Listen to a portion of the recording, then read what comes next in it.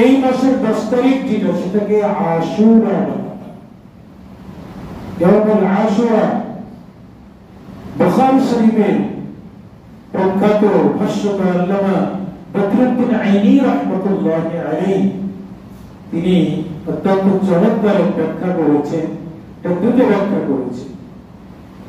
আশিরা থেকে এটা নির্গত হয়েছে, এর অর্থ হলো আশারা 10, আর একটা হলো এই মাস সম্মানিত। এই মাসের 10 তারিখে আল্লাহ তাআলা 10 জন নবীকে সম্মানিত করেছে। 10 জন নবীকে তাদের তওবা আর ইস্তিগফারকে আল্লাহ তাআলা কবুল করেছে। সেই 10 দিন আজকে হলো এই মুহররম মাসে, আজকে হলো 8 তারিখ। কয় তারিখ? 8 তারিখ। আগামীকাল 9 তারিখ, তারপরের দিন 10 তারিখ। বলে এই 10 তারিখ রাসূল আরবি সাল্লাল্লাহু আলাইহি ওয়াসাল্লাম وعن ابن عباس رضي الله تعالى عنه قال قال رسول الله صلى الله عليه وسلم عبد الله بن عباس رضي الله تعالى عنه থেকে বর্ণিত হাদিস, তিনি বলেন قدم النبي صلى الله عليه وسلم المدينة, উনি মদিনায় গেলেন। মদিনায় যাওয়ার পরে قال اليهود تصوم يوم عاشوراء, তিনি দেখলেন মদিনার ইহুদি যারা আছে তারা এই দিনে আশুরার দিনে 10 তারিখে রোজা রাখে। আল্লাহর রাসূল তাদেরকে জিজ্ঞাসা করলেন মা হাদা, এটা কি জিনিস, এটা কি তোমরা যে রোজা রাখো এটা কি? মা হাদা, তারা বলল হাদা ইয়াউমুন সালিহ, তো এটা হলো একটা নেক আমল। কি আমল? নেক আমল। আল্লাহ রাসূল বলেন নেক আমল সেটা কি? বলে নেক আমলটা হলো যে নাজাল্লাহ, ইহুদিরা বলল নাজাল্লাহু বনি ইসরাঈল মিন আযাবিহিম, এই 10 তারিখে বনি ইসরাঈল তাদের শত্রু থেকে আল্লাহ তাআলা তাদেরকে নাজাত দান করেছে। আর এই নাজাত দেওয়ার কারণে তো আসহাবু মুসা আলাইহিস সালাতু ওয়াস সালাম রোজা রেখেছেন শুকরিয়াতা, আমাদের নির্দেশ করেছেন আমরা সেই শুকর আদায় করার জন্য আমরা রোজা রেখেছি। এরপর আল্লাহ রাসূল বলেন আনা আহাক্কু বিমুসা মিনকুম, মুসা আলাইহিস সালাতু ওয়াস সালাম নবীরা ভাই বলেন মুসা তো আমার ভাই, সুতরাং তার ব্যাপারে ভাই যেমন অধিকার রাখে, বলে এই রোজা তোমরা যতটুকু রাখো তার থেকে বেশি হকদার এবং অধিকার আমরা রাখি। এরপর আল্লাহ রাসূল নির্দেশ দিলেন ফাসাদাকু আমারা বিসিয়ামি, আল্লাহ রাসূল নির্দেশ দিলেন এই আশুরা রোজা রাখার জন্য, নিজেও রোজা রাখলেন এবং আশুরা রোজা রাখার জন্য নির্দেশ দিলেন। তাহলে আশুরার দিনে কি রাখা? রোজা রাখতে হবে। তো রোজা রাখার ব্যাপারে হলো আমরা কয়টা রোজা রাখবো? আমরা যে রোজা রাখবো সেটা হলো আল্লাহ রাসূল বলেছেন যে খালিকুল ইয়াহুদ ওয়াসুমু ইয়াওমান ক্বাবলা আও ইয়াওমান বা'দা, ইহুদি যারা আছে তারা তো 10 তারিখে রোজা রাখে, ইহুদিদের আমলের কি করে তোমরা বিরোধিতা করো, তাদের আমলের সাথে তোমাদের আমল যেন সাদৃশ্য না হয়ে যায়। কি না হয়ে যায়? সাদৃশ্য না হয়ে যায়। কেন? ইহুদিরা একটু বাড়াবাড়ি করে।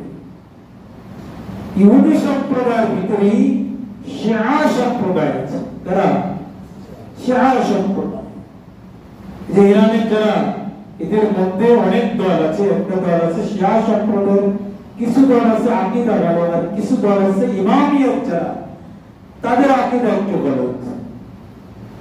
এই শিয়া সম্প্রদায় তারা এই মুহররম মাসকে তাৎপর্যটা একটু ভিন্নভাবে ভুলভাবে বর্ণনা করে সমাজে। কি ভুল তাৎপর্য? তারা মুহররমের আশুরাকে মনে করে কারবালা কি মনে করে হাসান হুসাইন রাদিয়াল্লাহু তাআলা যে শাহাদাত বরণ করেছে মর্মান্তিক ভাবে, এই মর্মান্তিক শাহাদাতকে তারা মনে করে এটাই আশুরা।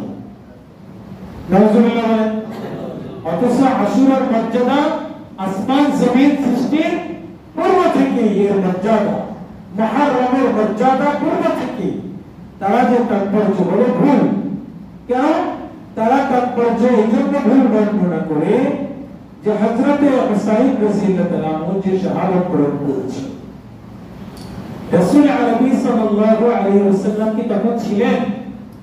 জোরে বলেন ছিলেন। আল্লাহর রাসূলের যে ইন্তেকাল হয়েছে তার প্রায় 50 বছর পরের ঘটনা। কত বছর পর? 50 বছর পরের ঘটনায় মর্মান্তিক শাহাদাত বরণ করেছে। তাহলে তার শাহাদাতটা একটা ভালো দিনে হয়েছে। আশুরার মর্যাদা তার মর্যাদা বাড়ছে, কিন্তু তার মর্যাদার কারণে আশুরার মর্যাদা নয়। বুঝতেছেন আপনারা? এই ভুল তাৎপর্য শাহ সম্প্রদায় যারা আছে তারা বর্ণনা করে। এটাকে কেন্দ্র করে এই দিনের যে বর্জনীয় যে বিষয়গুলো, বর্জনের বিষয় হলো যে তারা ঢোল তবলা নিয়ে বাড়ায়, তাজকিয়া করে, মিছিল করে, ফকিরদের দেবীত্ব করায়, খিচুড়ি রান্না করে, বিশেষ করে এই দিনে সুন্নাহ লাগাইতে হবে। অনেকেই প্রস্রাব করে পানি নেয় না, তো পানি নাও না কেন? কয় এই পানি কিভাবে এই জায়গা লাগাবো? এখানে তো হোসেন রাদিয়াল্লাহু তো পানি পাইনি।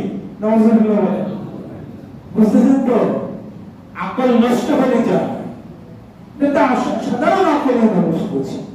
এই ভুল তাৎপর্য যে শিয়া সম্প্রদায় বর্ণনা করে হুসাইন রাদিয়াল্লাহু কারণে আশুরার মর্যাদা নয়, মুহররমের মর্যাদা নয়, বরঞ্চ হুসাইন রাদিয়াল্লাহু শাহাদাত একটা ভালো দিনে হয়েছে, তার মর্যাদা বেড়েছে।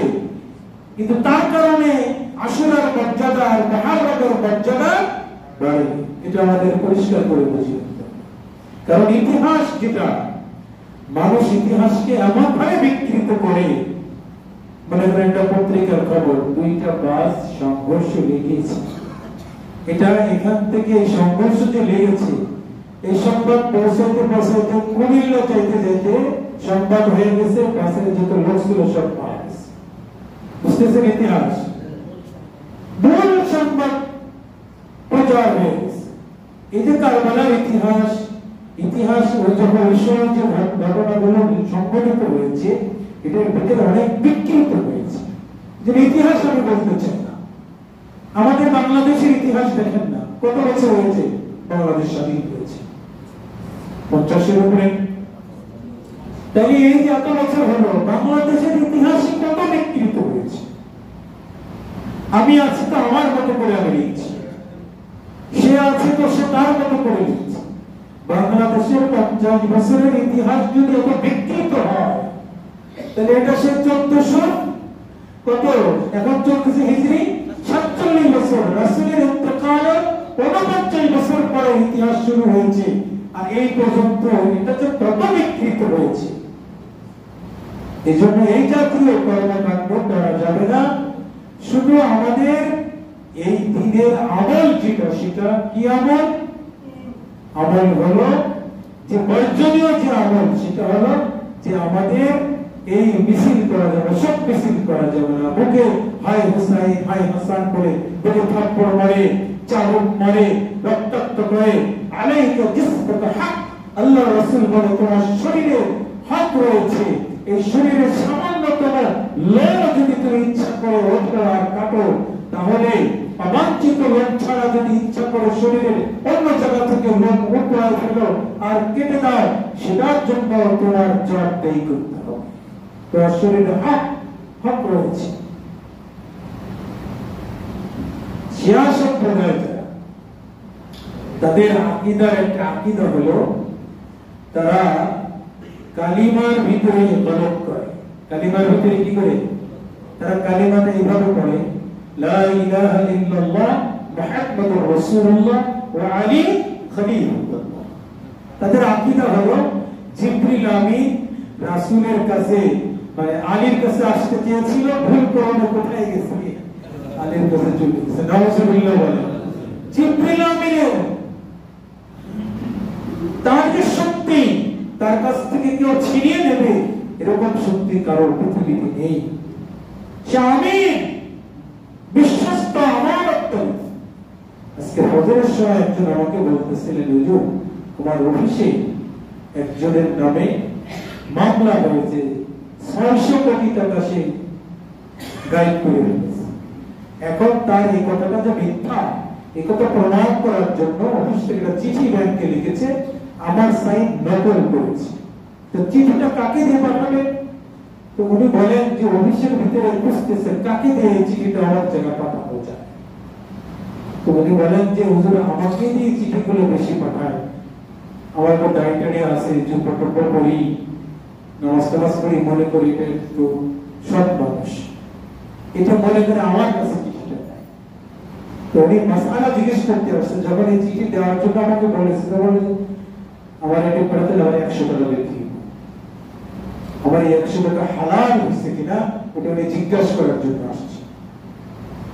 তো একজন বিশ্বস্ত মানুষের মাধ্যমে একটা চিঠি আদান প্রদান করা হয়, আমানত রাখা হয়। জিবরিল আমিনকে আল্লাহ তাআলা এমন আমিন বলেছেন, জিবরিল আমিন, সে একজন বিশ্বস্ত ব্যক্তি, ধোঁকাবাজ নয়। কোরআন তার উপরে নাযিল হয়েছে, ওহী নাযিল হয়েছে, সে ওহী তাকে দিয়েছে, সরাসরি কাকে দিবে? রাসূলকে দিবে। দেখো আমার অনেক কলম আছে, এই যে আমরা পাগড়ি পরেছি, এই পাগড়ি খুললে দেখবেন যে আমার মাথার ভিতরে টুপি আছে। শিয়া সম্প্রদায় বলে কি সুন্নাত, তুমি পড়া কি সুন্নাত, ওরা এটাকে বর্জন করে পাগড়ি পরে কিন্তু টুপি পরে। বুঝতেছেন তাদের আকীদা, শিয়া সম্প্রদায়ের আকীদা নিয়ে একসময় আলোচনা করব। এই হলো তাদের হালত, তারা ভুল আশুরা এবং মুহররম সম্পর্কে ভুল তাৎপর্য বর্ণনা করে। এখানে রোজা রাখতে হবে কয়টা রোজা? এটা হলো কয়টা? 2টা। আরেকটা বর্ণনা আসছে 3টা। কয়টা বর্ণনা আসছে? 2টা আসছে। একটা হলো আশুরার দিনে কারা রাখে? ইহুদিরা রাখে। আল্লাহ রাসূল বলেছেন যে আগামী বছর যদি আমি বাঁচি ইনশাআল্লাহ তাহলে আমি আরেকটা রোজা রাখবো। তাহলে রোজা কয়টা? 2টা। কোন দিন রাখবে? এই 2 দিনে কোন দিন? আল্লাহ রাসূল বলেছেন 9 তারিখ অথবা কি 10 তারিখ, ইয়াউমুত তাসি ইয়াউমুল আশর, হাদিসের শব্দ। আচ্ছা 9 তারিখ 10 তারিখ 10 তারিখ 11 তারিখ। কিন্তু উত্তম হলো আল্লাহ রাসূলের কথার ভিতরে আসছে আগে 9 তারিখের কথা বলেছে। তাহলে বোঝা গেল আল্লাহ রাসূলের আমল অনুযায়ী যদি কেউ রাখে উত্তম হবে 9 তারিখ কালকে, আজকে রাতে গেলে আগামী কাল কি হবে? রোজা হবে। তাহলে সেই রাসূলের কথা অনুযায়ী যদি আমরা আমল করি তাহলে 9 তারিখ উত্তম, 10 তারিখ। আর যদি কেউ 10 তারিখ রাখে 11 তারিখ রাখে তার রোজা হবে। রাসূলের আমল অনুযায়ী হবে 9-10। আর আল্লাহ রাসূল বলেছেন যে খালিকুল ইয়াহুদ, ইহুদিদের বিপরীত রাখো, সেই অনুযায়ী 10-11 যদি কেউ রাখে তাও কি হবে? সুন্নাহ হবে। রোজা রাখলে কি ফায়দা?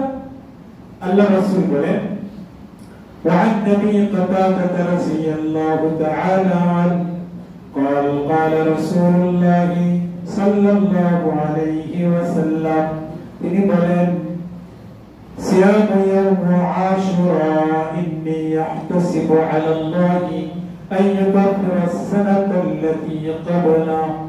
আল্লাহ রাসূল বলেন আশুরার রোজা যদি কেউ রাখে তাহলে আমি আশাবাদী, আল্লাহর কাছে আশাবাদী, আশা রাখি যে আল্লাহ তাআলা 1 বছরের অগ্রিম গুনাহ আল্লাহ তাআলা মাফ করে দিবে। এজন্য এই রোজা আমাদের এই আশুরার দিনের আমল হলো 2টা। কয়টা? 1 নম্বরে রোজার আমল, 2 নম্বরে তওবা। তওবার ব্যাপারে একটা হাদিস আসছে, কিন্তু হাদিসের ব্যাপারে কি লোক আওয়াজ আছে। মতামত আছে। হাদিসটা আমি শোনাইনি, হাদিসটা হলো 10 এই বিশেষ 10 তারিখে আল্লাহ তাআলা 10 জন নবীর তওবা কবুল করেছে। এই হাদিসের ব্যাপারে মতামত করেছে, এজন্য এই হাদিসের বললাম। যে হাদিসগুলো সহিহ এবং বিশুদ্ধ সেই হাদিসগুলো আপনাদেরকে শোনাইছি। তাহলে একদিন যদি রোজা রাখা হয়, 2 দিন যদি রোজা রাখা হয়, আল্লাহ রাসূল আর হাদিসের মধ্যে বলেছেন 3 দিন, 9, 10, 11 কয়দিন হলো? 9, 10, 11। কেউ যদি রাখতে চায় তাহলে 3 দিনও রোজা রাখতে পারবে। তাহলে 2টাও রাখা যাবে, 3টাও রাখা যাবে। কেউ যদি মুফাসসিরিনে কিরাম বিভিন্ন জবাব এবং প্রশ্ন দিয়ে উত্তর লিখেছে যে কেউ যদি 2টাও রাখতে পারলো না, কয়টা রাখতে পারলো না? 3টাও পারলো না, কয়টা রাখবে? 1টা রাখে। 1টাও যদি রাখে তাও তো সে কি করলো? আমল করলো, সেটা রাখবে। কিন্তু 2টা রাখা চায়। কয়টা রাখা চায়? 2টা রাখা চায়। ইন্না ইদ্দাতাশ শুহুরি ইনদাল্লাহি 12 শাহরান ফি কিতাবিল্লাহ ইয়াওমা খালাকাস সামাওয়াতি ওয়াল আরদা মিনহা আরবা'তুন হুরুম যালিকা ad-দীনুল কাইয়্যিম ফালা তাযলিমু ফীহিন্না আনফুসাকুম।